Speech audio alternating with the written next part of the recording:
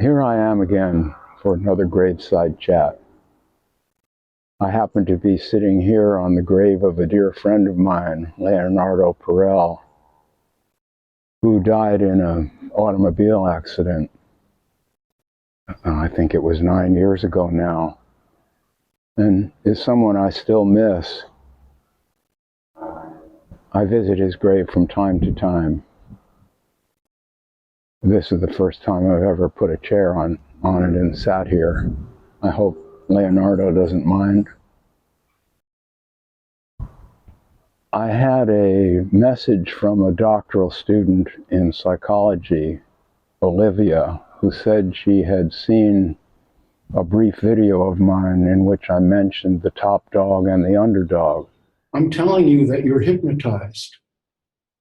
And part of that hypnosis is that you have been convinced that you should judge yourself as to good or bad. That's what you have to snap out of. Not some spiritual idea that you're going to learn. That's nothing. That's just entertainment. The thing that you have to snap out of is this hypnotic trance where you are split down the middle. That's non-duality for you. You have to, where you're split down the middle, judging yourself. That's the top dog and the underdog. The top dog will say, gee, you're really wasting your time. Look at how can you, and the underdog will say, gee, I'm sorry, I'm doing the best I can. A top dog, and this is going on inside your head, see? Okay, yes, now you're nodding, right? Okay. And since that's something she is studying, she asked me if I would say more about it from the point of view of what she called an awake perspective. Well, I'll do my best, Olivia.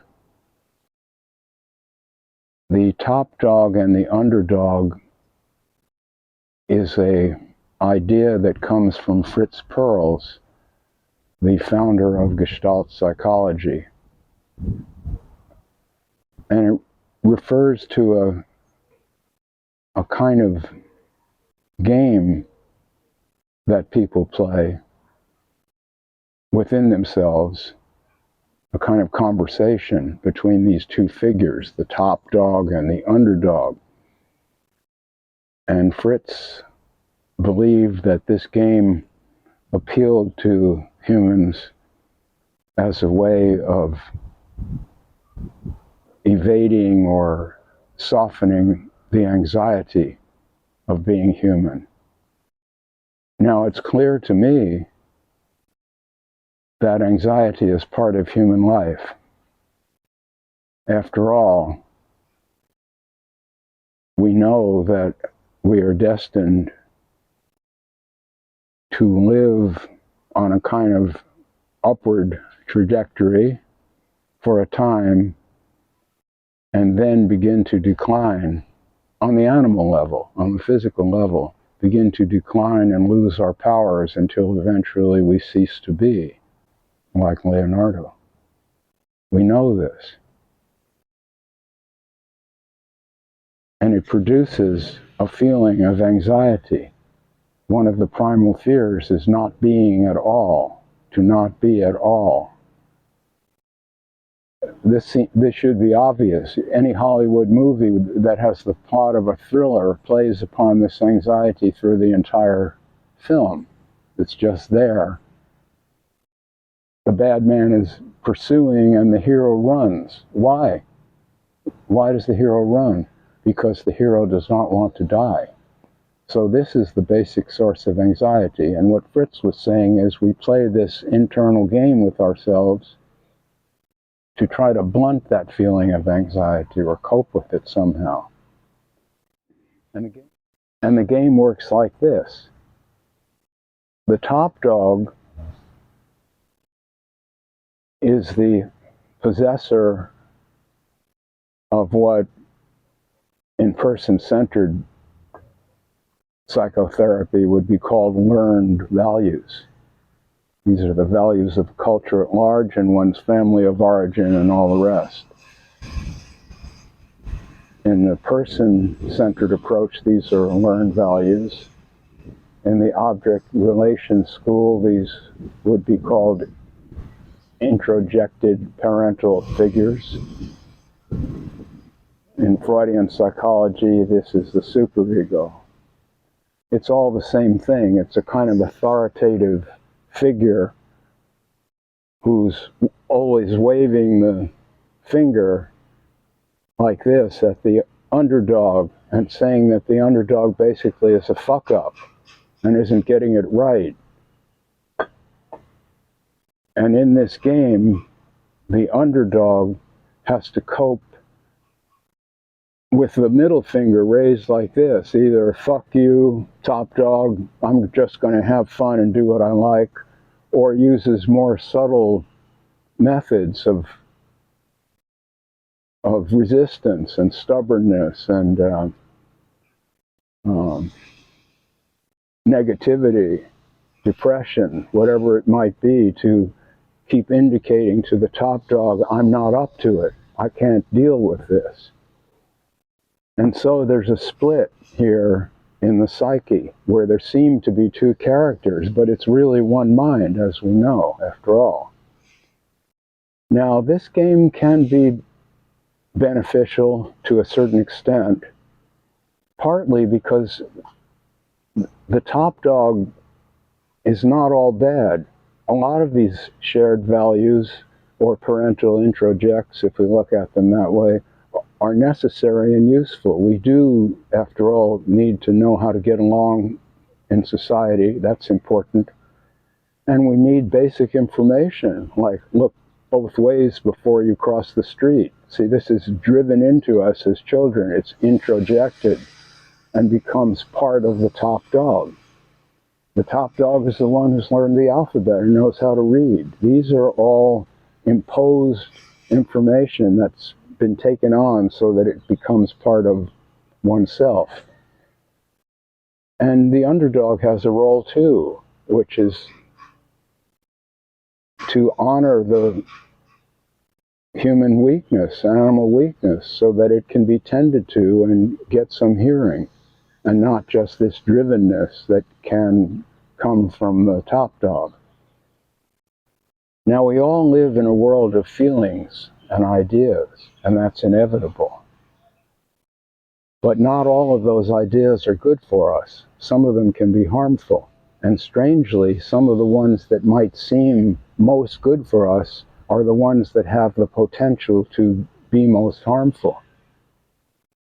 In this context, a problem might arise if the top dog becomes identified with spirituality and begins to feel not just as an authority, but a spiritual authority that has the ability to beat up on the underdog with demands to be ever more kind and comprehensive and understanding and never insult anyone, never rip anyone off emotionally, always be giving and caring. And this can become a way of beating up on the underdog, which really will have not much defense against an onslaught like that, except to fall into, say, drug addiction or render itself otherwise incapable. Or it might just be, as I said before, the middle finger. Fuck you, I can't do this. I might as well just go out and do whatever the fuck I want, okay?